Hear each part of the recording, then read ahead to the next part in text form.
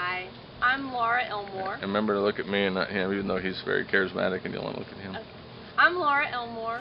Oh, and I loved washing dishes there. Yeah. And throwing water. Yes, throwing water. That was a big fun. That was fun. It made dishwashing tolerable. Or you could always purchase like paper for the day. Do you remember that? Purchase You what? could purchase paper plates. Yes, I had forgotten that. You could. If you didn't want to have to do If your cabin didn't want to do dishes, they would let you mark off on your trading post so much, and your cabin could all agree, and you would pay for paper plates so that you didn't pay for your chores. That's great. I had forgotten that. I had so Up here earlier. You were a counselor with Coach Bill, right?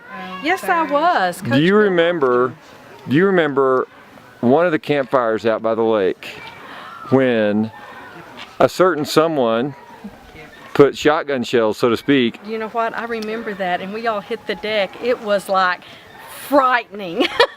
Yeah, I didn't know if we'd ever meet at the lakes again. It was scary. It was loud, and you didn't even know where they were coming Our from. lives were in jeopardy. Totally jeopardy. So who did you, what was your take on what happened? Who did that and what was going on? My take was that it was the Dominguez's, but it could have been Laura Hoffman. I don't know. Wow. Or it could have been Philip Camp. I don't know. Rodriguez maybe, or? I don't know. He'll cut off your head and put it in a sack That's if you true. don't be careful. Okay. Hey, Jonathan, I remember when we were campers together that the campfire out at the lakes was evacuated due to an incident while we were out there. Tell us your memory of that event. Well, I have two memories from that, and it may be two different campfires, but I conflate them. And one is we were trying to get the campfire started. We were trying to get it started, and for some reason, I don't know if we had rain or what, but we could not get the campfire started. They were doing all kinds of tricks. They had the best kind of Eagle Scouts there trying to get that bonfire started.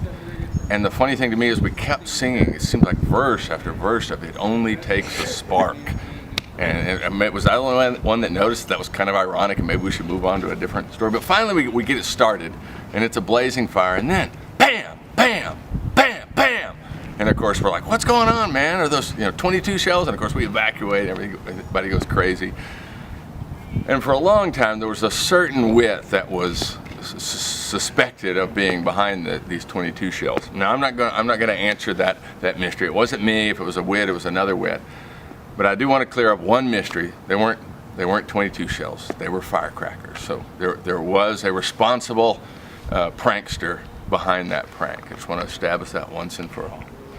Mark, I've heard some stories about maybe some placing of stuff in campfires. Yes, that would be a year. I wasn't officially a camper. Well, I wasn't a camper at all. I was staying up at the cabin. I think it was I was probably 16, I think. And my good friend and I, Steve Hitchcock, we were staying up at the cabin by ourselves, and on our motorcycles. So we weren't campers, so we didn't have any rules. We could kind of go where we pleased, and we did, and we would fish and go everywhere. And gotten some fireworks, some firecrackers in Las Vegas on the way, and we decided to plant them in the bonfire. And so we and everyone was at recreation, I believe. We put them on the firecrackers on different levels, so they go off at different times. And we thought we were just so clever. And they said, well, we got to show up for it too. And so I pulled up and I tried to play innocent, but I sat down and they started going off, and they were going to they started evacuating. And we didn't want that. We just wanted to have some fun. And they started evacuating, and I believe the camp director, Coach Bill. Bill Hoffman, yeah, Coach Bill. He was none too pleased.